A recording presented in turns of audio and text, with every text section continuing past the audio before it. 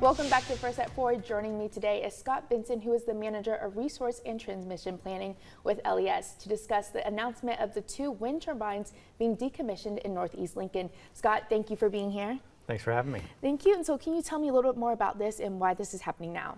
Yeah, so the 2 wind turbines are going to be taken down later next month actually. They first went in 1998 and 1999, making them the 2 oldest operating wind turbines in the state of Nebraska today. We learned a lot about them at LES at a time when wind energy was really new. What we learned there allowed us to enter into some smaller contracts for wind, and what we learned there allowed us to enter in some larger contracts for wind.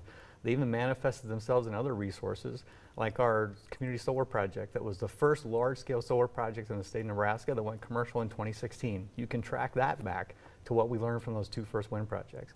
It's really sad to see them go, but they're always going to represent a really important step in LES and our community's path towards a cleaner energy future. And so once they are taken down, what will happen to those materials? So the contractor that's taken them down, they're responsible for all the materials, but I'm happy to say that most all of it is getting recycled.